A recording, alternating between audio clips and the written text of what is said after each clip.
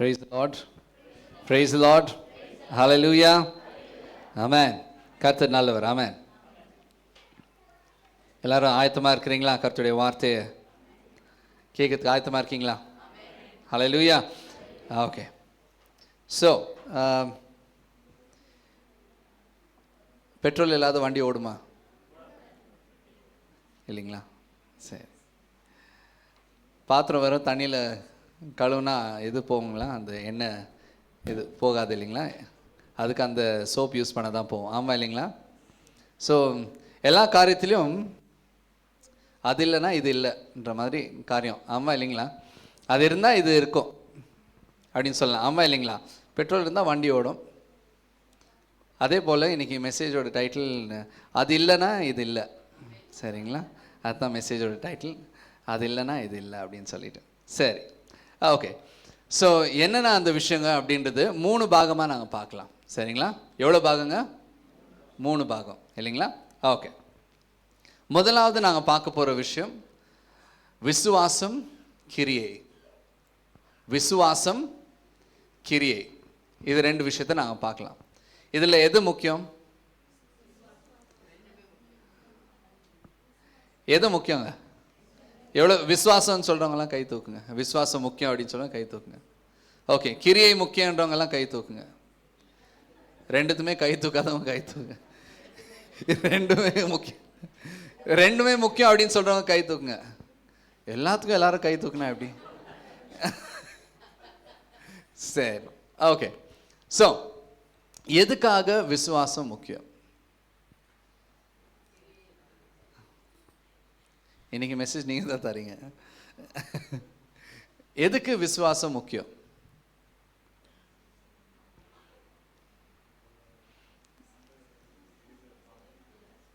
Okay. எதுக்காக இந்த கேள்வி கேட்டேன் அப்படின்னு சொன்னால், சில நேரத்தில் கேள்வி கேட்கும் போது அதை பற்றி நாங்கள் யோசிக்கிறோம். ஆமாம் இல்லைங்களா? இல்லைனாக்கா நாங்கள் யோசிக்கிறது இல்லை அந்த விஷயத்தை பற்றி. ஸோ நான் கேள்வி கேட்கும்போது நீங்கள் யோசிக்கிறீங்க அப்படின்னு சொன்னால் கரெக்ட், நல்லது, வெரி குட். சரிங்களா? விசுவாசம் எதுக்கு முக்கியம் அப்படின்னு சொன்னால், ரோமர் 3ஆம் அதிகாரம் 28ஆம் வசனம் வாசிக்கலாம். ரோமர் 3ஆம் அதிகாரம் 28ஆம் வசனம். ஆதலால் மனுஷன் நியாய பிரமாணத்தின் கிரைகளினாலும் அல்லாமல் விசுவாசத்தினாலேயே நீதிமானாக்கப்படுகிறார் என்று தீர்க்கிறோம். ஹல்லேலூயா. எல்லாரும் படிச்சிங்களா? திருப்பியும் வாசிக்கலாமா? சேர்ந்து வாசிக்கலாமா? எல்லாரும் வாசிங்க. ஆதலால் மனுஷன் நியாய பிரமாணத்தின் கிரைகளில் அல்லாமல் விசுவாசத்தினாலேயே நீதிமானாக்கப்படுகிறான் என்று தீர்க்கிறோம். ஆமென். ஸோ யாரெல்லாம் விசுவாசம் முக்கியம்னு சொல்லி கை தூக்குனீங்க? கரெக்டுங்களா? ஓகே. சரி, அடுத்த வசனம் பார்ப்போம். யாக்கோபு 2ஆம் அதிகாரம் 17ஆம் வசனம். James chapter 2 and verse 17. யாக்கோபு 2ஆம் அதிகாரம் 17ஆம் வசனம். James chapter 2 and verse 17.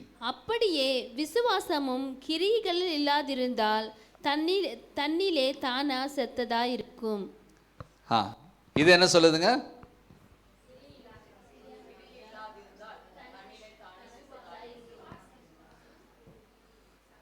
So இப்போ இதில் என்ன சொல்லுதுங்க? என்ன முக்கியங்க? விசுவாசம், உங்களுடைய விசுவாசம் கிரியை இல்லாத இருந்தால் அது செத்ததா இருக்கும் அப்படின்னு சொல்லுது. ஸோ ரெண்டுமே முக்கியம். ஆமாம் இல்லைங்களா? முதலாவது அங்கே பார்த்தா, அப்போ பைபிள் தப்பா சொல்லிட்டு இருக்கான். ஏன் இந்த 2 வசனம் இருக்கு? நீங்க விசுவாசிக்கும் போது நீங்க நீதிமானா மாறுறீங்க. நீதிமானா மாறின பிறகு என்ன பண்றீங்க? அடுத்ததாக அதன் பிரகாரம் கிரியை நீங்க செய்றீங்க. ஹல்லேலூயா. அதனால தான் அது இருந்தால் தான் இது இல்லைங்களா? விசுவாசம் இருந்தால் தான் நீங்கள் கிரியையை செய்ய முடியும். அது எப்படி? அப்ராமுடைய வாழ்க்கையை நாங்கள் எடுத்துக்கலாம். அவர் முதலாவது என்ன பண்ணாருங்க? தேவனை விசுவாசித்தார். விசுவாசித்த பிறகு அம்மா என்ன பண்ணாருங்க? அவருடைய விசுவாசம் நீதிமானே அவருக்கு என்னது? It was credited to him as righteousness. நீதியாக அவருக்கு எண்ணப்பட்டது இல்லைங்களா? நீதியாக எண்ணப்பட்டது அவருக்கு. அதுக்கப்புறமா அவர் என்ன பண்ணாருங்க? இருக்கிற ஊர்ல இருந்து வெளியே வந்து கர்த்தர் சொல்லுகிற இடத்துக்கு அவர் போக தொடங்கினார். அப்பதான் அவர் மேல ஆசீர்வாதங்களை கர்த்தர் பேச தொடங்கினார். ஹல்லேலூயா.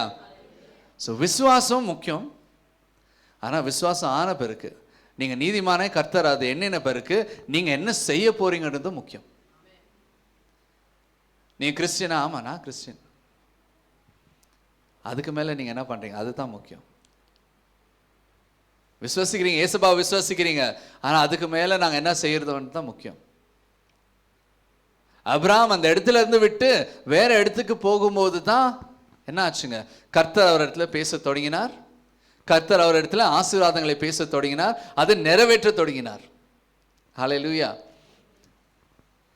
ஸோ விசுவாசம் இருந்தால் தான் அந்த கிரியையை செய்ய நம்மளால முடியும். ஆனால் விசுவாசம் இருந்துட்டு அந்த கிரியை நாங்கள் செய்யவில்லை என்றால் ஆசீர்வாதம் வருங்களா? இல்லை. ஏன்னா நீங்க விசுவசிக்கிற காரியங்கள் அது கிரியை இல்லைன்னா அது என்ன? அப்போ சத்தத்துல இருந்து எதுனா வருங்களா? நீங்க விசுவசிக்கிறீங்க அப்படின்னு சொன்னா கர்த்தருக்காக நீங்க எழும்பி பிரகாசிக்கணும். அப்பதான் அது ஆசீர்வாதமாக மாறும். ஹல்லேலூயா. நான் விசுவசிக்கிறேன், நான் சபைக்கு வரேன், வெரி குட். அது ஆன பிறகு நீங்க என்ன செய்றீங்க, அதுதான் முக்கியம். நீங்கள் மறுபடியும் வீட்டுக்கு போகும்போது, மறுபடியும் வீட்டிலேருந்து நீங்கள் வேலை இடத்துக்கு போகும்போது, காலேஜுக்கு போகும்போது, போகிற இடத்துல நீங்கள் கர்த்தருடைய கிரியைகளை நீங்கள் செய்கிறீர்களா? அந்த நற்கிரியைகளை நீங்கள் வெளிப்படுத்துறீங்களா? Very very important. அது நாங்கள் செய்யலைன்னா என்ன ஆகுதுங்க, நம்மளுடைய விசுவாசம் செத்துதான் இருக்கிறது. அதனால தான் நிறைய ஜெபங்கள் என்ன ஆகுதுங்க, பதில் கிடைக்கிறது இல்லை. ஏன்? இதனால தான். அதாவது நம்மளுடைய விசுவாசம் முக்கியம், ஆனால் அது கூட சேர்ந்து அந்த கிரியையும் முக்கியமாக இருக்கிறது. கலாத்தியர் 5ஆம் அதிகாரம் 6ஆம் வசனத்தை நான் வாசிக்கலாமா? கலாத்தியர் 5ஆம் அதிகாரம் 6ஆம் வசனம். Galatians chapter 5 and verse 6. நாங்களோ நீ கிறிஸ்து இயேசுவிடத்தில் விருத்த சேதனமும் விருத்த சேதனமில்லாமையும் ஒன்றுக்கும் உதவாது, அன்பினால் கிரியை செய்கிற விசுவாசமே உதவும். ஹல்லேலூயா. அன்பினால் கிரியை செய்கிற விசுவாசமே அதுதான் உங்களுக்கு உதவும். பாரம்பரிய காரியங்கள் நாங்கள் செய்து அது நம்மளுக்கு உதவாதுன்னு கர்த்தருடைய வார்த்தை சொல்லுது. ஆனால் நம்மளுடைய விசுவாசம் அன்பின் கிரியை, அதுதான் முக்கியம். அன்பின் கிரியைகள் என்னங்க? 1 கொரிந்தியர் 13ஆம் அதிகாரம் வாசிக்கலாமா? 1 Corinthians chapter 13 வாசிக்கலாமா? 1 Corinthians 13 verse 1 onwards. நான் மனுஷர் பாஷைகளையும் தூதர் பாஷைகளையும் பேசினாலும் அன்பு எனக்கிராவிட்டால் சத்தமிடுகிற வெண்கலம் போலவும் ஓசையிடுகிற கைத்தாளம் போலவும் இருப்பேன். ஒன்றுனா நாங்கள் போலாங்க. முதலாவது வசனம் என்ன சொல்லுதுங்க? நான் மனுஷர் பாஷைகளை இருந்தும் தூதர் பாஷைகளையும் பேசினாலும் அன்பு எனக்கிராவிட்டால், நீங்க அந்நிய பாஷையில பேசினாலும் நீங்க நல்லா ஜெபித்தாலும் அன்பு இல்லை என்றால் அது எப்படி இருக்குங்க? சத்தமிடுகிற வெண்கலம் போலவும் ஓசையிடுகிற கைத்தாளம் போலவும் இருக்கும். வீட்டில் பாத்திரம் கீழே விழுந்தா என்ன ஆகுதுங்க? கோவம் வருதா இல்லைங்களா? சத்தமே கேட்டாலே அவரு அப்படியே ஏன் யார் அது கீழே போட்டது அப்படின்னு ஒரு அந்த மாதிரி தான். நீங்கள் ஒவ்வொரு தடவையும் நீங்கள் ஜெபிக்கும் போது எப்படி இருக்குங்களா? அன்பு இல்லைனா பாத்திரம் கீழே விழுந்த மாதிரி இருக்கும். நீங்கள் கர்த்தருடைய பிரச்சனத்தில் நீங்கள் என்ன பண்ணுறீங்க? போயிட்டு பாத்திரத்தை எடுத்து கீழே போட்டுனே இருக்கிறீங்க. சத்தம் அப்படி தான் கேட்கும் கர்த்தருக்கு. உங்களுடைய விசுவாசம் அது கூட அந்த அன்பு எப்படி இருக்குனாங்க பேசுகிற அந்த கிரியை எப்படி இருக்குனாங்க? நீங்கள் அந்நிய பாஷையை பேசினா போதாது, நல்லா ஜெபித்தா போதாது, ஆனால் அன்பான வார்த்தைகளும் நீங்கள் பேசணும், அதனுடைய கிரியையும் நீங்கள் செய்யணும். அடுத்த வசனம் நாங்கள் பார்க்கலாம்.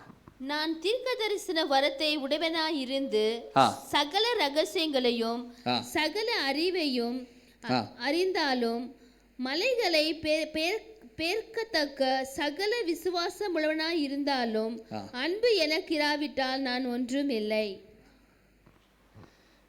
நீங்க தீர்க்க தரிசனம் உரைத்தாலும் உங்க விசுவாசம் எப்படி அப்படியே அந்த மலை கூட பேர்ந்து போற அளவுக்கு உங்களுக்கு விசுவாசம் இருந்தாலும் அன்பு இல்லைன்னா ஒன்றுமே இல்லை. வீட்டில் நீங்க பேசலாம்,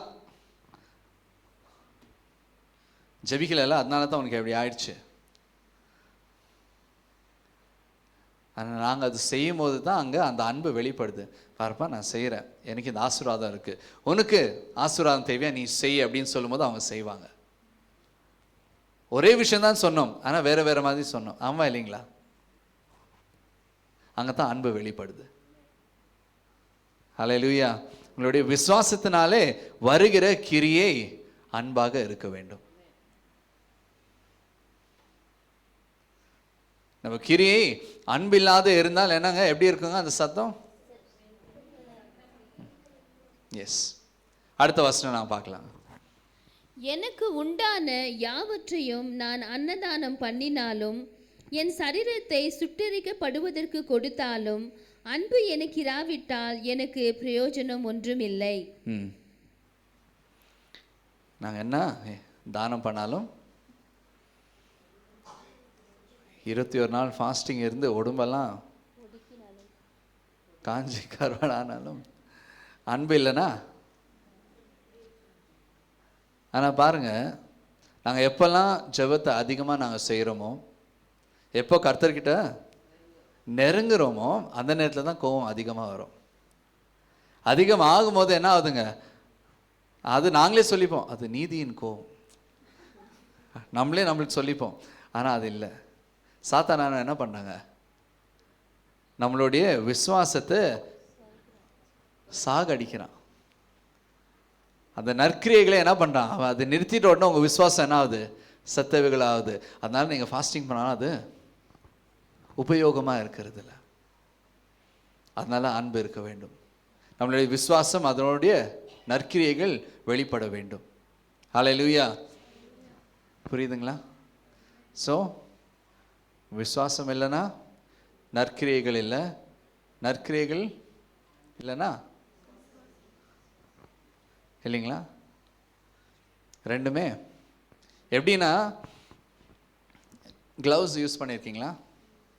க்ளவுஸ் யூஸ் பண்ணியிருக்கீங்களா? அந்த க்ளவுஸ் தனியாக வச்சுட்டாக்கா க்ளவுஸ் ஒர்க் ஆகுமா? இல்லை இல்லைங்களா?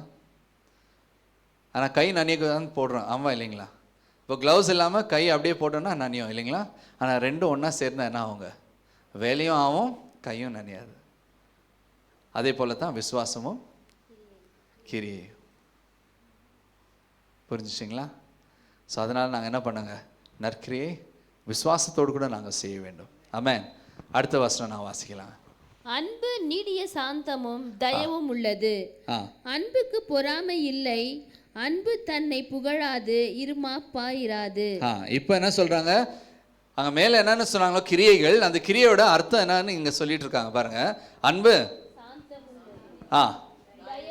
தயவு உள்ளது, சாந்தம் உள்ளது, பொறாமை இல்லை, தன்னை புகழாது, இருமாப்பா இருக்காது, அயோக்கியத்தனமானதை செய்யாது, தற்பொழிவை நாடாது, சினமடையாது, தீங்கு நினையாது, அநியாயத்தில் சந்தோஷப்படாமல் சத்தியத்தில் சந்தோஷப்படும். ஹல்லேலூயா.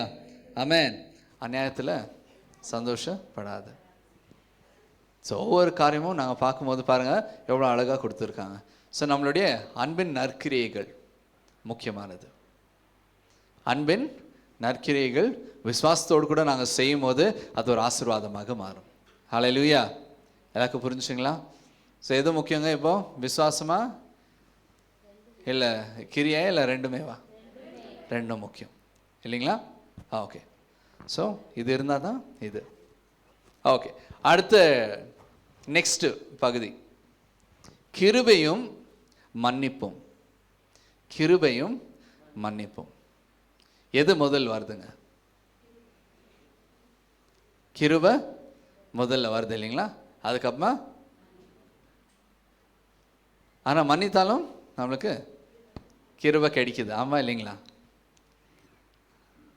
அது இருந்தால் தான் இது, அது இல்லைன்னா இது இல்லை. பார்க்கலாம் வசனம். எபேசியர் 2ஆம் அதிகாரம் 8ஆம் வசனம் 9ஆம் வசனம். எபேசியர் 2ஆம் அதிகாரம் 8ஆம் வசனம் 9ஆம் வசனம். Ephesians chapter 2 verse 8 and 9. கிருபையினாலே விசுவாசத்தை கொண்டு ரட்சிக்கப்பட்டீர்கள். இது உங்களால் உண்டானதல்ல, இது தேவனுடைய ஈவு. ஒருவரும் பெருமை பாராட்டாதபடிக்கு இது கிரியைகளினால் உண்டானதல்ல. இப்போ என்ன சொல்றாங்க? கிரியைகளினால் உண்டானதல்ல. ஸோ ரட்சிப்பு உங்களுக்கு எப்படி வந்துச்சுங்களா? தேவனுடைய அது ஒரு gift கர்த்தர் கொடுத்துருக்காரு. எதனால? 8ஆம் வசனத்தை வாசிக்கலாமா? கிருபையினாலே விசுவாசத்தை கொண்டு ரட்சிக்கப்பட்டீர்கள். ஹல்லேலூயா. கர்த்தருடைய கிருபையினால, உங்களுடைய விசுவாசத்தினால நீங்க என்ன பண்ணீங்க? ரட்சிக்கப்பட்டீங்க. ஹல்லேலூயா. ஸோ அந்த விசுவாசம் வரணும்னா யாருடைய கிருபை தேவை? தேவனுடைய கிருபை தேவை. ஹல்லேலூயா. ஸோ தேவனுடைய கிருபை இருக்கிற இடத்துல உங்களுடைய விசுவாசத்தினால நீங்க ரட்சிக்கப்பட்டிருக்கீங்க. அந்த ரட்சிப்பு என்னங்க உங்களுக்கு கொடுத்துருக்கிற? தேவனுடைய gift. ஆமா இல்லைங்களா? பக்கத்தில் இருக்க சொல்லுங்க gift அப்படின்னு சொல்லுங்க.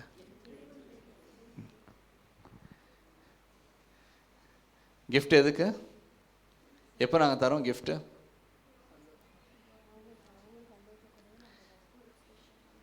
சரி, தர்றவங்க சொல்லுங்க.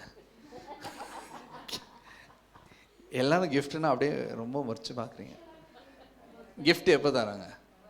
எப்போல்லாம் தரோம்? Birthday, marriage. எதுக்காக gift தரோம்? என் கல்யாணத்துக்கு அவங்க ரிட்டர்ன் தரணும். கொடுக்கலன்னா பிரச்சனை. ஆமா இல்லைங்களா?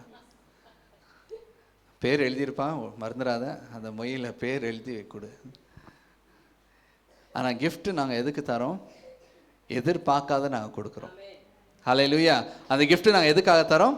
எதிர்பார்க்காததுனால நாங்கள் அந்த gift கொடுக்குறோம். அதே போல் கர்த்தர் என்ன பண்ணாருங்க? நம்மளுக்கு அந்த ரட்சிப்பை ஒரு கிஃப்டாக கொடுத்தாரு.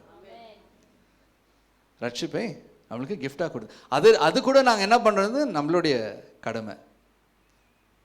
கர்த்தருக்குள்ளாக நாங்கள் இருந்தோன்னா கர்த்தர் நம்மளுக்கு சந்தோஷப்படுறாரு. கர்த்தருக்குள்ளே இல்லைன்னா அவர் என்ன பண்ணுறாருங்க? ஏங்குறாரு. ஆனால் அவர் என்ன பண்ண மாட்டாருங்க.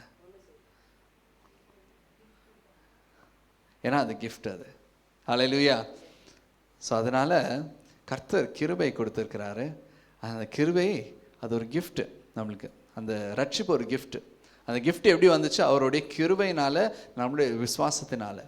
ஏன்னா நீங்கள் வாயை திறந்து when you confess with your mouth and believe in your heart. ஏன்னா அது தமிழில் இருதயத்தில் விசுவாசித்து வாயினால் அறிக்கை பண்ணுகிறவர்கள் ரட்சிக்கப்படுவார்கள் அப்படின்னு சொல்லுது கர்த்தருடைய வார்த்தை. அதுதான் இந்த இடத்துல சொல்லுது. நாங்கள் விசுவாசிக்கிறோம் இல்லைங்களா? ஸோ கிருபை முக்கியமானது. கிருபை முக்கியமானது. ஆனால் அந்த கிருபை கூட என்ன வருதுங்க? நம்மளுக்கு மன்னிப்பு வருது. அந்த கிருபைனால ரட்சிப்பு வருது. அந்த ரட்சிப்பு ஆகும்போது என்ன ஆகுதுங்க? நம்மளுடைய பாவம் கழுகப்பட்டிருக்கிறது. ஹல்லேலூயா. அது மன்னிக்கிறது. அதனால கிருபை இருந்தால் தான் நம்மளுக்கு மன்னிப்பு. ஆனால் அதே நேரத்தில் நாங்கள் ரட்சிக்கப்பட்டுட்ட பிறகு மன்னிப்பு கேட்டால் தான் நம்மளுக்கு கிருபை கிடைக்கும். ஹல்லேலூயா. ஸோ அது இல்லைன்னா இது இல்லை. ரெண்டுமே முக்கியம்தான். ஹல்லேலூயா. வசனத்தை பார்க்கலாம். 2 தீமோத்தேயு 1ஆம் அதிகாரம் 9ஆம் வசனம். 2 தீமோத்தேயு 1ஆம் அதிகாரம் 9ஆம் வசனம். அவர் நம்முடைய கிரியைகளின்படி நம்மை ரட்சிக்காமல் தம்முடைய தீர்மானத்தின்படியையும் ஆதி காலம் முதல் கிறிஸ்து இயேசுவுக்குள் நமக்கு அருளப்பட்ட கிருபையின்படியும் நம்மை ரட்சித்து பரிசுத்த அன்பினாலே அழைத்தார். மறுபடியும் வாசிக்கலாங்களா? எல்லாரும் சேர்ந்து வாசிக்கலாமா?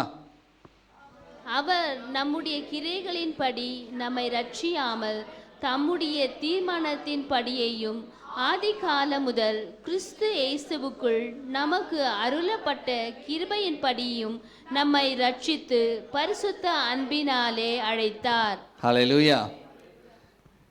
உங்களுடைய கிரியை மாத்திரமல்ல, அவருடைய 2 விஷயங்க. என்னென்ன விஷயங்க? முதலாவது பர்பஸ், தீர்மானம் எடுத்தாரு. எல்லாரும் ரட்சிக்கப்படணும் அப்படின்னு சொல்லி முதலாவது. 2வது என்ன பண்ணாருங்க? அருள்பட்ட கிருபை. யார் மூலியமா? இயேசு கிறிஸ்துவினுடைய மூலமா நம்மளுக்கு அந்த கிருபையை கொடுத்து நம்மளை ரட்சித்தார். ஹல்லேலூயா. ஸோ கர்த்தருடைய உங்களுடைய வேலை மாத்திரம் இல்லை, உங்களுடைய கிரியைகள் மாத்திரம் அல்ல, அந்த விசுவாசம் இருக்கு பாருங்க. அந்த விசுவாசத்தினால கர்த்தர் என்ன பண்றாருங்க? அது அருளை செய்கிறார். அது விசுவாசம் வரும்போது கர்த்தர் என்ன பண்றாரு? உங்களுக்கு அந்த கிஃப்ட் கொடுக்குறார். விசுவாசம் இருக்கணும். எவ்வளோ பேர் கோவத்தில் கிஃப்ட் வாங்காத இருந்திருக்கீங்க?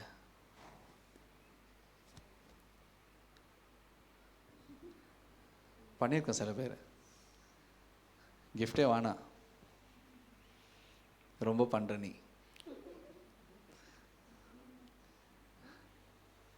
ஏன் அந்த கிஃப்ட் நாங்கள் வாங்கலை? அவங்கள இஷ்டப்படலை. ஆமாம் இல்லைங்களா? அவங்களை இஷ்டப்படாததுனால நாங்கள் அது வாங்கலை. யாருன்னா ரோட்டில் போகிறவங்க வந்து கிஃப்ட் கொடுத்தா வாங்கிக்குவீங்களா? ஏன்? தெரியாதவங்க. ஆமாம் இல்லைங்களா? நம்பிக்கை இல்லை, அது உள்ள என்ன இருக்க போதுன்ற ஒரு பயம் இருக்குது. ஆமாம் இல்லைங்களா? ஆனால் இங்கே கர்த்தர் நம்மளுக்கு கொடுக்கும்போது நான் முழு மனதோடு கூட ஏற்றுக்கும் போது, அந்த விசுவாசத்தோடு கூட ஏற்றுக்கும் போது அது என்ன பண்ணுறாருங்க? நம்மளுக்கு அந்த கிருபை அருளுகிறார். ஹல்லேலூயா. ஸோ கிருபை எதுக்காக? உங்களுடைய கிரிகளால் மாத்திரமல்ல. நீங்கள் நல்லவங்க, நீங்கள் ஏழைப்பட்டவங்களுக்கெல்லாம் உதவி செய்கிறீங்க, அதனால் உங்களுக்கு விஐபி பாஸ் கொடுத்துட்டு உள்ளே வர வைக்கிறாங்க, அப்படியெல்லாம் எதுவும் இல்லைங்க. நிறைய பேர் அந்த பாஸுக்கு தான் எதிர்பார்த்துட்ருக்காங்க. நான் எவ்வளோ நல்லது செய்கிறேன்னு தெரியுமா? மாதம் நான் இவ்வளோலாம் செய்கிறது நல்லது. ஆனால் அதனால கர்த்தர் நம்மளுக்கு ரட்சிப்பை கொடுப்பாருன்றது கேரண்டி இல்லை. அது கொடுக்க மாட்டார். அந்த கேரண்டி எப்போ வருதுன்னா நாங்கள் விசுவாசித்து அதை பெற்றுக்கொள்ளும் போது தான். ஹல்லேலூயா. அதனால தான் கிருபை ரொம்ப முக்கியம். நான் செய்கிறேன் அப்படின்னு சொல்கிறதுக்கும் கர்த்தர் எனக்கு செய்தானதுக்கும் வித்தியாசம் இருக்குது. ஆமாம் இல்லைங்களா? அதனால தான் கர்த்தர் சொன்னார், நீ அது ஒரு கிஃப்ட் உங்களுக்கு. நிறைய பேர்னால இந்த விஷயத்த நம்ப முடியறதில்ல. நான் ஏதாவது செஞ்சால் தானே எனக்கு கிடைக்கும், ஏன்னா வளர்ந்தது அப்படி தானே. நல்லா படித்தா மார்க்ஸ் வரும், வீட்டில் நல்லவனா இருந்தாக்கா பாக்கெட் மணி வரும், இல்லாட்டி சாப்பாடு போடுவாங்க, வீட்டில் வேலை செஞ்சால் நல்ல பேர் வாங்குவோம் அப்படின்னு சொல்லி தான் நான் வளர்ந்ததெல்லாம் அப்படி தான். ஆமாம் இல்லைங்களா? எதனா ஒன்று செய்கிறதுனால நம்மளுக்கு எதனாவது ஒன்று கிடைக்குது. ஆனால் கர்த்தர்கிட்ட வரும்போது கர்த்தர் என்ன சொல்கிறாருங்க? என்ன நீ நம்ப, அது போதும், உனக்கு கிஃப்ட் இது தான். ஹல்லேலூயா. அவர் தான், அதுதான் கர்த்தர் அவ்வளோ அழகாக நம்மளுக்கு அந்த கிஃப்ட் கொடுக்குறாரு இல்லைங்களா? அந்த கிருபை கொடுக்கும்போது அது சேர்த்து நம்மளை என்ன பண்ணுறாரு? மன்னிக்கிறாரு. ஆமென். அடுத்த வசனத்தை நாங்கள் பார்ப்போம். மத்தேயு 6ஆம் அதிகாரம் 14ஆம் வசனம் 15ஆம் வசனம். Matthew chapter 6 verse 14 and 15. மனுஷருடைய தப்பிதங்களை நீங்கள் அவர்களுக்கு மன்னித்தால் உங்கள் பரமபிதா உங்களுக்கும் மன்னிப்பார். மனுஷருடைய தப்பிதங்களை நீங்கள் அவர்களுக்கு மன்னியாதிருந்தால் உங்கள் பிதா உங்கள் தப்பிதங்களையும் மன்னியாதிருப்பார். எஸ், இது கர்த்தர் நம்மளுக்கு ரட்சிப்பு கொடுத்துட்ட பிறகு நீங்கள் வேறவங்களை மன்னித்தா தான் அவங்களுக்கு மன்னிப்பு உண்டு, இல்லைன்னா இல்லை அப்படின்னு கர்த்தருடைய வார்த்தை சொல்லுது. இன்றைக்கு நாங்கள் மன்னித்து இருக்கிறோமா? பகை வச்சுட்டு இருக்கோமா? கசப்பை வச்சுட்டு இருக்கோமா? இது இல்லைன்னா நான் இன்னொரு வசனத்தை இன்னும் 2 வசனம் நான் அப்புறமா படிக்கிறேன். எவ்வளோ முக்கியமானது மன்னிக்கிறதுன்றது ரொம்ப முக்கியம். ஸோ நீங்கள் மன்னிக்கலைன்னா தேவன் உங்களை மன்னிக்க இதை ஞாபகம் வச்சுக்கோங்க. எபேசியர் 4ஆம் அதிகாரம் 32ஆம் வசனம். எபேசியர் 4ஆம் அதிகாரம் 32ஆம் வசனம். ஒருவருக்கொருவர் தயவாயும் மன உருக்கமாயும் இருந்து கிறிஸ்துவுக்குள் தேவன் உங்களுக்கு மன்னித்தது போல நீங்களும் ஒருவருக்கொருவர் மன்னியுங்கள். எப்படி இருக்கணுங்களா? ஒருவருக்கொருவர் எப்படி இருக்கணுங்களா? கீரிப்புளியம் பாம் எப்படி இருக்கணுங்க? தயவாயும் மன. நீங்கள் பேசும்போது உருகிடணும் மனசு. அவங்க தப்பானாலும் உங்கள் மனசு எப்படி இருக்கணுமா? சாரிப்பான்னு சொன்னால் அப்படியே உருகிடணும் மனசு. அப்படி தான் இருக்கணும். ஆனால் நாங்கள் என்ன பண்ணுறோம்? நம்ம எப்படி இருக்கணும்? தயவாய் ஒருத்தரை நாங்கள் என்ன பண்ணாங்க? ட்ரீட் பண்ணோம். ஆமாம் இல்லைங்களா? ஒன்று இப்படி சொல்கிறதுக்குள்ளேயே நாங்கள் 10 சொல்லியிருப்போம். அந்த 10க்கு எதனா ஒன்று சொல்லணும்னு அந்த 10 சொல்லும்போது நாங்கள் யோசிச்சுருப்போம் என்ன சொல்லணும் அப்படின்னு. கர்த்தருடைய வார்த்தை, கிறிஸ்து மன்னித்ததை போல நீங்களும் மன்னியுங்க. மன்னிக்க வேண்டும். மன்னிப்பும் முக்கியம்தான். இந்த மன்னிப்பு இல்லைன்னா எபேசியர் 1:7 நான் வாசிப்போம். எபேசியர் 1:7. அவருடைய கிருபையின் ஐஸ்வர்யத்தின் படியே இவருடைய இரத்தத்தினாலே பாவ மன்னிப்பு ஆகிய மீட்பு இவருக்குள் நமக்கு உண்டாயிருக்கிறது. எல்லாரும் சேர்ந்து படிக்கலாமா இந்த வசனத்தை? எபிஷியன்ஸ் சாப்டர் 1:7, எபேசியர் 1:7 வாசிக்கலாமா?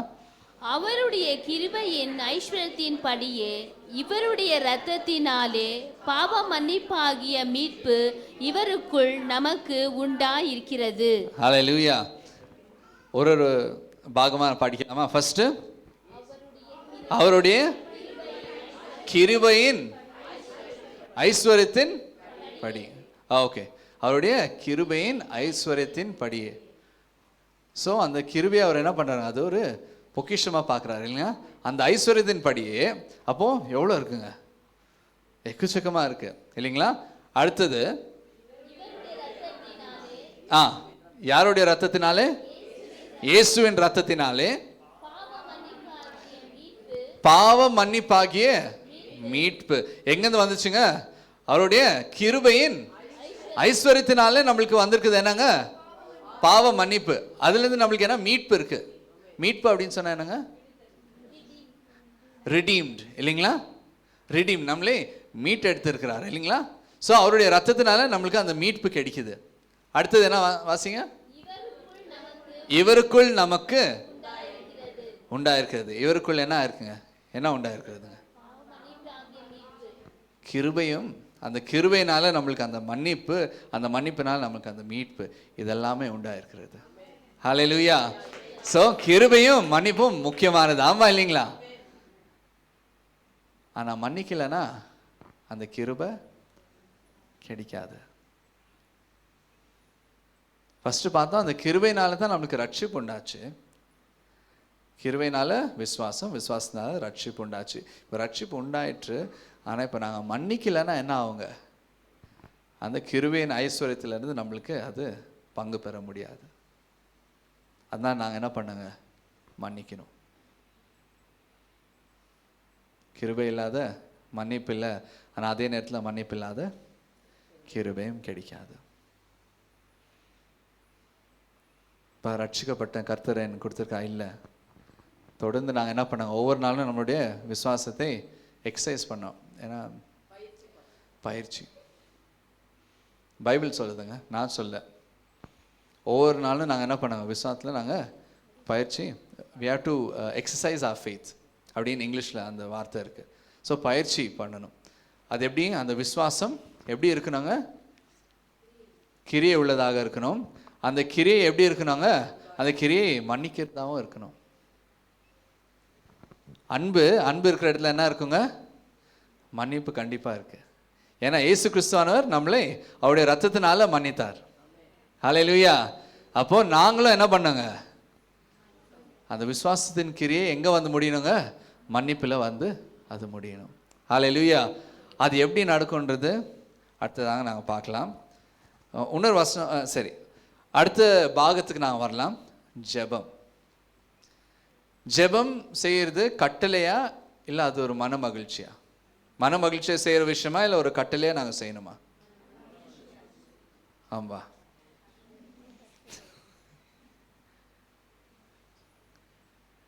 எப்படி பண்ணுறீங்க? மன மகிழ்ச்சியாக செய்கிறீங்களா இல்லை அது அது ஒரு கட்டளையா? சரி, 1 தெசலோனிக்கர் 5:17. 1 தெசலோனிக்கர் 5:17.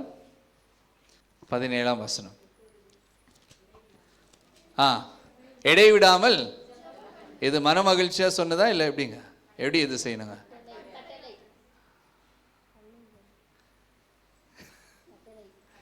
கட்டளையா? சரி, இன்னொன்று பார்க்கலாம். பிலிப்பியர் 4:5 6ஆம் வசனம் 7ஆம் வசனம். Philippians chapter 4 verse 6 and 7.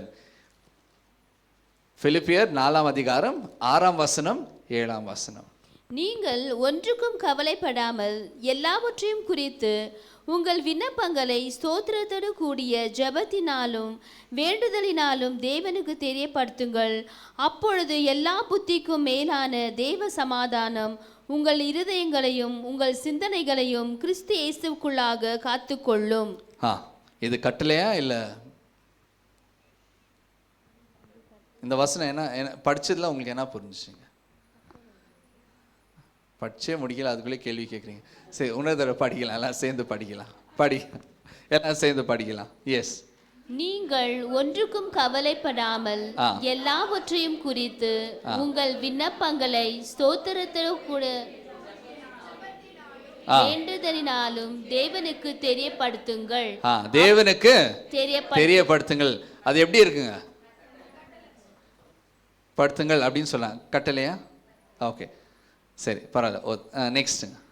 அப்பொழுது எல்லா புத்திக்கும் மேலான தேவ சமாதானம் உங்கள் இருதயங்களையும் உங்கள் சிந்தனைகளையும் கிறிஸ்து இயேசுவுக்குள்ளாக காத்துக்கொள்ளும். சரி, இப்போ ஜெபம் பண்றது கட்டளையா இல்ல மன மகிழ்ச்சியோட பண்றீங்களா? ஓகே, அடுத்த வசனம் வாசிக்கலாம். ரோமர் 8ஆம் அதிகாரம் 26ஆம் வசனம். ரோமர் 8ஆம் அதிகாரம் 26ஆம் வசனம். Romans chapter 8 verse 26. அந்தபடியே ஆவியானவரும் நமது பலவீனங்களில் நமக்கு உதவி செய்கிறார். நாம் ஏற்றபடி வேண்டிக் கொள்ள வேண்டிய இன்னதென்று அறியாமல் இருக்கிறபடியால் ஆவியானவர் தாமே வாக்கு கடங்காத பெருமூச்சுகளோடு நமக்காக வேண்டுதல் செய்கிறார். இந்த வசனத்தை என்ன புரியுதுங்க?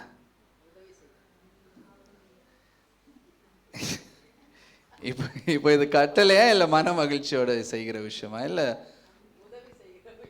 உதவி செய்ய? ஆண்டவர் நமக்காக செய்கிற ஒரு காரியம்.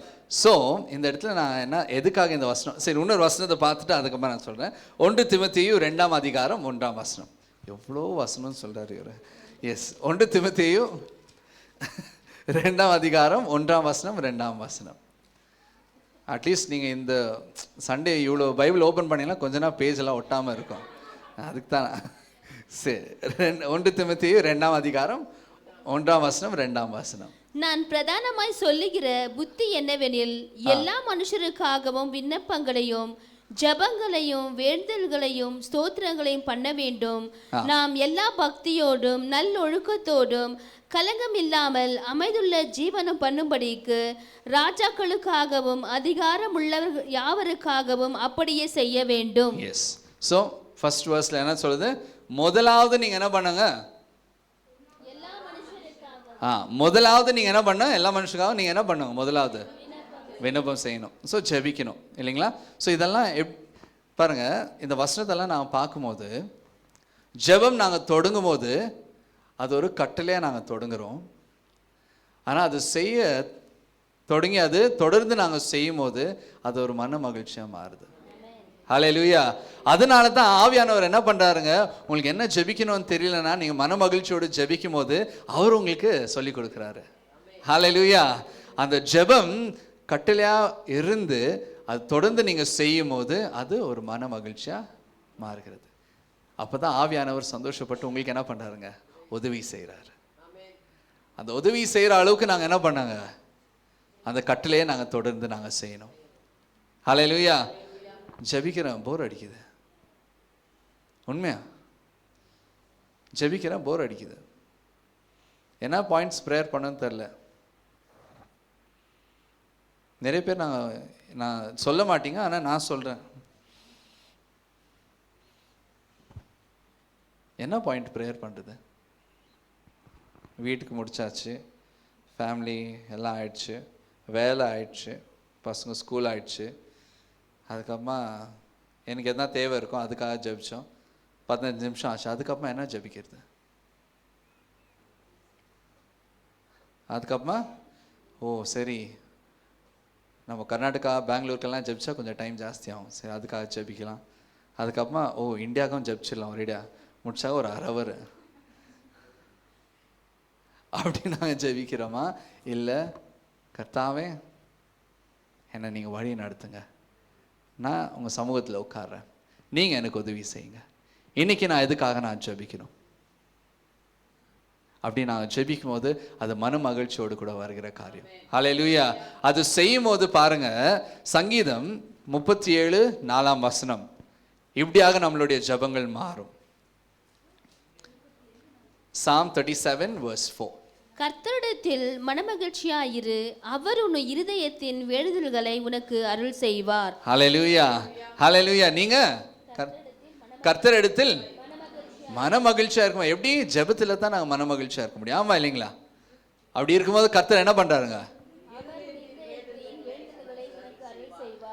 இருதயத்தின் எஸ். கேட்கறது எவ்வளோ நல்லா இருக்கு இல்லைங்களா? கேட்குறது நல்லா இருக்கு, ஆனால் அது செய்யும் போது கஷ்டமாக தான் இருக்கும். ஆனால் அதை நீங்கள் தொடர்ந்து நீங்கள் செய்யும் போது கர்த்தர் அவ்வளோ அழகாக வழி நடத்துவார். ஹல்லேலூயா. நம்மளுடைய ஜெபம் கட்டளை தான், இடைவிடாமல் ஜெபிங்கன்னு சொன்னார் தான். ஆனால் நீங்கள் அது செய்ய தொடங்கும் போது அது மன மகிழ்ச்சியாக மாறும். அந்த மன மகிழ்ச்சி என்ன முடியும்? உங்களுக்கு தேவையானது நீங்கள் கர்த்தர் தான் நீங்கள் பெற்றுக்கொள்வீங்க. ஹல்லேலூயா. உங்களுடைய ஜெபம் அப்படி மாறணும் அப்படின்னு சொன்னால் நீங்கள் ஜெபத்தை நீங்கள் கட்டளையாக எடுத்து தான் ஆகணும். ஆனால் உங்களுடைய ஜெபம் வெறும் கட்டளையாகவே இருந்து அப்படியே நிறுத்திட்டோன்னா அது என்னவா மாறும்? ட்ரெடிஷன், பாரம்பரியம் ஆகிடும், கலாச்சாரம் ஆகிடும். மத்திய 6 எந்த ஜெபம் கொடுத்துருக்கு? அதை நீங்கள் எவ்வளோ தடவைன்னு சொல்வீங்க? ஒரு தடவை, 10 தடவை, அதுக்கப்புறம் என்ன ஆகிடுங்க? இதுவே நான் ஏன் இவ்வளோ தடவை ஜெபிக்கணும் அப்படின்னு சொல்லி நாங்கள் நிறுத்திடுவோம். ஆமாம் இல்லைங்களா? நம்மளுடைய ஜெபம் அது கட்டளையாக இருக்குது, ஒரு தடவை செஞ்சுட்டோம் ஆயிடுச்சு. ஆனால் அது மன மகிழ்ச்சியாக மாறும்போது என்ன ஆகுதுங்க? ஒவ்வொரு காரியத்துக்காகவும் நாங்கள் ஜெபிக்க தொடங்குறோம். ஹல்லேலூயா. ஆனால் அது ஆகலைன்னா எப்படி இருக்குன்னு பாருங்கள் நம்மளுடைய ஜெபம். மத்தேயு 6:5 நம்மளுடைய ஜெபம் அது கட்டளையாக இருந்து அது அப்படியே பாரம்பரியம் மாறிடுச்சுன்னா எப்படி இருக்கும் பாருங்க. அன்றியும் நீ ஜெபம் பண்ணும்போது மாயக்காரரை போல் இருக்க வேண்டாம், மனுஷர் காணும்படியாக அவர்கள் ஜெப ஆலயங்களிலும் வீதிகளின் சந்திகளிலும் நின்று ஜெபம் பண்ண விரும்புகிறார்கள், அவர்கள் தங்கள் பலனை அடைந்து தீர்த்ததென்று மெய்யாகவே உங்களுக்கு சொல்லுகிறேன். அடுத்ததுங்க. நீயோ ஜெபம் பண்ணும்போது உன் அறை 7 வாசிங்க. அன்றியும் நீங்கள் ஜெபம் பண்ணும்போது அஞ்ஞானிகளைப் போல வீண் வார்த்தைகளை அலப்பாதேயுங்கள், அவர்கள் அதிக வசனிப்பினால் தங்கள் ஜெபம் கேட்கப்படும் என்று நினைக்கிறார்கள், அவர்களில் போல நீங்கள் செய்யாதிருங்கள். உங்கள் பிதாவை நோக்கி நீங்கள் வேண்டிக் கொள்கிறதற்கு முன்னமே உங்களுக்கு இன்னது தேவை என்று அவர் அறிந்திருக்கிறார். சரி. ஸோ நீங்கள் 7 என்ன சொல்லுதுங்க? வீணான வீண் வார்த்தைகளை நீங்கள் அது சொன்னதே சொல்லிட்டே இருக்காதீங்க. நம்மளுடைய ஜெபம் மன மகிழ்ச்சியாக மாறலனா கர்த்தருக்கு இப்படி தான் இருக்கும். கர்த்தருடைய காதல் எப்படி இருக்குங்க? உங்கள் வீட்டில் பசங்க அம்மா அம்மா கூப்பிட்டே இருந்தால் எப்படி இருக்குங்க?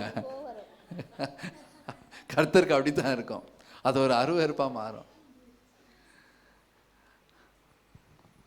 அதனால் நம்மளுடைய ஜெபம் மன மகிழ்ச்சியாக மாறணும் அப்படின்னு சொல்லி நாங்கள் ஜெபிக்கணும். ஹல்லேலூயா, ஆமென். ஸோ இப்போ இந்த 3 பாயிண்ட்டையும் முதலாவது பாகத்தில் என்னென்ன பார்த்தோங்க? விசுவாசமும் கிரியையும். அடுத்தது என்ன பார்த்தோங்க? கிருபையும் மன்னிப்பும். 3வது என்ன பார்த்தோங்க? ஜெபமும். ஜெபத்தில் நாங்கள் கட்டளையாக பார்க்குறோமா இல்லை மன மகிழ்ச்சியாக நாங்கள் செய்கிறோமா அப்படின்னு சொல்லி நாங்கள் பார்த்தோம் இல்லைங்களா? இப்போ இந்த 3த்தையும் நாங்கள் கனெக்ட் பண்ணிட்டு வரலாம். விசுவாசம் இருந்தால் தான் நம்மளுக்கு என்னங்க? இல்லை, விசுவாசம் இருந்தால் தான் உங்களுக்கு ரட்சிப்பு. ஆமாம் இல்லைங்களா? விசுவாசம் இருந்தால் தான் ரட்சிப்பு. அதுதான் வாசிச்சோம். ஆமாம் இல்லைங்களா? விசுவாசம் இருந்தால் தான் ரட்சிப்பு. ஆனால் அந்த ரட்சிப்பு எப்போ வரும்? கர்த்தருடைய கிருபையினால தான் அந்த ரட்சிப்பு நம்மளுக்கு கிடைக்கும். புரிஞ்சுங்களா? எஸ், என்ன சொன்னாங்க? விசுவாசம் இருந்தால் தான் நம்மளுக்கு ரட்சிப்பு. அந்த ரட்சிப்பு எப்போ வரும்? கர்த்தருடைய கிருபையினால வரும். ஆமாம் இல்லைங்களா? அந்த கிருபை வந்துட்ட பிறகு நாங்கள் என்ன பண்ணாங்க? அந்த நற்கிரியைகளை நாங்கள் செய்ய வேண்டும். அந்த நற்கிரியைகள் நாங்கள் எப்படி செய்யணும்? அன்பினால நாங்கள் செய்யணும். ஹல்லேலூயா. அந்த அன்பினால நாங்கள் செய்யும் போது என்ன பண்ணுவாங்க? ஆட்டோமேட்டிக்காக நாங்கள் மன்னிப்போம், மறப்போம். புரிஞ்சுங்களா? இல்லை மறுபடியும் சொல்லுங்களா? நான் ஃபர்ஸ்ட் பாயிண்ட்ல அப்படியா? ஓ அப்படியா, சரி, திருப்பி நான் சொல்றேன். ஓகே, விசுவாசம் இருக்கிறதுனால தான் உங்களுக்கு ரட்சிப்பு உண்டாகுது. அந்த ரட்சிப்பு எதனால வருது? கர்த்தருடைய கிருபையினால வருது. சரிங்களா? இப்போ அந்த கிருபை கெடுத்த பிறகு, நம்மளுக்கு ரட்சிப்பு கெடுத்த பிறகு நான் என்ன பண்றோங்க? நற்கிரியைகளை நாங்கள் செய்யறோம். எப்படி செய்யணும்? அன்பினால நாங்கள் செய்யணும். அந்த அன்பு இருக்கிற இடத்துல என்ன இருக்குங்க? மன்னிப்பு இருக்கும். ஆமென். மன்னிப்பு இருக்கும். இந்த மன்னிப்பு பெற்றுக்கொள்ளணும்னா நாங்கள் என்ன பண்ணணுங்க? எப்படி நாங்கள் மன்னிப்பு பெற்றுக்கொள்கிறோம்? ஜெபத்தினால. மன்னிப்பு எப்படி பெற்றுக்கொள்கிறோம்? ஜெபத்தினால். ஜெபத்தில் நாங்கள் கேட்கணும், கர்த்தாவே எங்களை மன்னிங்க அப்படின்னு சொல்லி. ஆனால் அந்த கட்டளையை நாங்கள் கட்டளையாகவே வச்சாக்கா, அது பாரம்பரியமாக நாங்கள் பார்த்தோன்னா நம்மளுக்கு அந்த மன்னிப்பு கிடைக்காது. மன மகிழ்ச்சியாக மாறுச்சுன்னா கர்த்தர் நம்மளுக்கு தேவைகளை சந்திப்பார். ஹல்லேலூயா, ஹல்லேலூயா. இப்போ இது எல்லாமே முக்கியம். ஆமாம் இல்லைங்களா? விசுவாசமும் முக்கியம், கிரியையும் முக்கியம், கிருபையும் முக்கியம், மன்னிப்பும் முக்கியம், ஜெபம் முக்கியம். அந்த ஜெபம் கட்டளையாக நாங்கள் ஏற்றுக்கொண்டு அது தொடர்ந்து நாங்கள் செய்யும்போது அது மன மகிழ்ச்சியாக மாறணும். ஹல்லேலூயா. புரிஞ்சுச்சிங்களா? இன்னொரு பாயிண்ட்டும் இருந்துச்சு. ஆனால் அந்த பாயிண்ட்டு, இந்த சரீரமா இல்லை ஆலயமா? எதுங்க? எதுங்க? ரெண்டுமே. ஆமாம் இல்லைங்களா? இந்த சரீரம் கர்த்தருடைய ஆலயம். ஆனால் இந்த ஆலயம் இந்த ஆலயத்துக்கும் வரணும். ஆமாம் இல்லைங்களா? இந்த ஆலயம் இல்லாமல் நம்மளுக்கு இந்த ஃபெலோஷிப் இல்லை. ஃபெலோஷிப் அப்படின்னு சொன்னால் ஐக்கியம். ஏன்னா நிறைய பேர் சொல்லலாம், நான் தான் சபை, அதனால தான் நான் சபைக்கே போகிறதில்ல, நான் வீட்டிலே ஆராதிச்சுக்கிறேன். ஆனால் கர்த்தருடைய வார்த்தை என்ன சொல்லுது? சபை தான் அவருடைய மனைவாட்டி. ஹல்லேலூயா, ஆமென். அதனால தான் சபை சேருதலை விட்டு விடாதீர்கள் என்று கர்த்தருடைய வார்த்தை சொல்லுது இல்லைங்களா? ஸோ எது ரெண்டுமே, இந்த ஆலயம் இல்லாத இந்த ஆலயமும் இல்லை, ஆனால் இந்த ஆலயம் இல்லாத இந்த ஆலயமும் இல்லை. ஹல்லேலூயா. புரிஞ்சுங்களா? எஸ். ஸோ அதனால நாங்கள் என்ன பண்ணாங்க? ரட்சிப்பு உண்டாச்சு அப்படின்னு சொல்லி நாங்கள் மன்னிக்காத இருக்கக்கூடாது. அப்படி இல்லைன்னா கிருபை கிடைக்காது. ஆனால் நாங்கள் தொடர்ந்து ஜெபிக்கும் போது கர்த்தர் நம்மளுக்கு அது மன மகிழ்ச்சியாக மாறும்போது கர்த்தர் வெளிப்படுத்துவார். இந்த இடத்துல நீ தப்பாக பண்ணிகிட்ருக்க, நீ போய் மன்னிப்பு கேளு, நீ போய் இந்த இடத்துல நீ தவறு செய்து கொண்டிருக்கிற, இது மாற்றிக்கோ, நீ யோசிக்கிற விதம் சரியில்லை, நீ பேசுகிற விதம் சரியில்லை, இது மாற்றிக்கோ அப்படின்னு சொல்லி கர்த்தர் என்ன பண்ணுவாருங்க? ஒவ்வொன்றா ஆவியானவர் நம்மளுக்கு வெளிப்படுத்திகிட்டே வருவார். ஆனால் நம்மளுடைய ஜெபம் மன மகிழ்ச்சியாக மாறினாதான் ஆவியானவர் நம்மளுக்கு வழி நடத்த முடியும். அப்படி இருக்கிற வரைக்கும் அது நடக்காது. அதனால வீட்டில் ஜெபம் தேவை. ஒரு ரூல்ஸ் போட்டுருங்க, கட்டளையாக இருக்கட்டும். 9 மணிக்கு ஜெபிக்கிறோமா, ஜெபிக்கலாம். 10 மணி போடுங்க. இல்லை எப்போ சேர்ந்து வரீங்களோ ஜெபிங்க. ஆனால் அதுக்கப்புறமா அதை எப்படி கர்த்தர் வழி நடத்துகிறா, கர்த்தர் வழி நடத்தட்டும். சில பேர் சொல்லுவாங்க, இவங்க ஜெபிச்சா ரொம்ப நேரம் பண்ணுவாங்க, நீ ஜெபிச்சு முடிச்சிரு.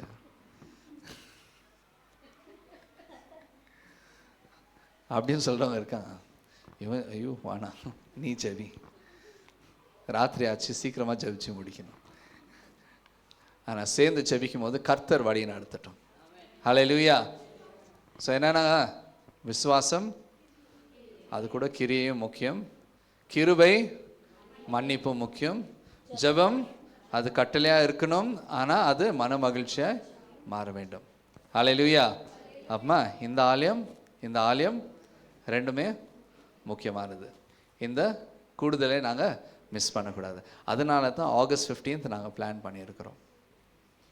நாங்கள் சேர்ந்து வரும்போது இந்த ஆலயத்தில் வந்து குடும்பமாக நாங்கள் சேர்ந்து வரும்போது கிடைக்க போகிற ஆசீர்வாதம் அது சொல்ல முடியாத அளவுக்கு கர்த்தர் ஆசீர்வதிக்க போகிறார்.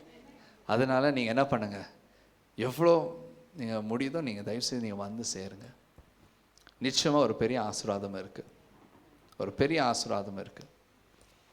கர்த்தர் அது தீர்க்க தரிசனமாக கர்த்தர் நம்மளுக்கு அது எப்படி செய்யணும் அப்படின்னு சொல்லி கொடுத்துருக்கிறார்.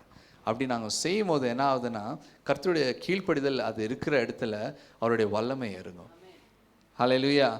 ஏன்னா நீங்கள் பாருங்கள், ஏலியா கர்த்தர் சொன்ன ஒவ்வொரு காரியத்தையும் அவர் செய்து வந்ததுனால அவர் போகிற இடத்துலலாம் அற்புதங்கள் உண்டானது. கீழ்ப்படிதனால அவருக்கு அற்புதம் உண்டானது. அதே போல் நாங்கள் கீழ்ப்படிதலோடு நாங்கள் செய்கிறோம். அதே போல் நீங்கள் கீழ்ப்படிஞ்சு வரும்போது என்ன ஆகுதுங்க, ஐக்கியம் உண்டாகுது. ஐக்கியம் இருக்கிற இடத்துல அப்போஸ்தலர் நாட்களில் வந்து அக்கினி இறங்கின போல் நான் அந்த நாளைக்கு இறங்க போகிறது. ஹல்லேலூயா. அன்றைக்கு நீங்கள் ஆயத்தமாக நீங்கள் வாங்க. நிச்சயமாக கர்த்தர் பெரிய காரியங்கள் செய்ய போகிறாங்க. அதுக்கப்புறமா நீங்கள் பாருங்கள், வாழ்க்கையில், வீட்டில், வேலை இடத்துல, படிப்பில், குடும்பத்தில் ஒரு மாற்றத்தை நீங்கள் பார்ப்பீங்க. நிச்சயமாக நீங்கள் பார்ப்பீங்க. அது கண்டிப்பாக நடக்க போகுது. அதனால் நீங்கள் என்ன பண்ணுங்கள், ஆகஸ்ட் 15 நீங்கள் ஆயத்தப்பட்டு நீங்கள் வாங்க. எல்லாம் எழுந்து நின்று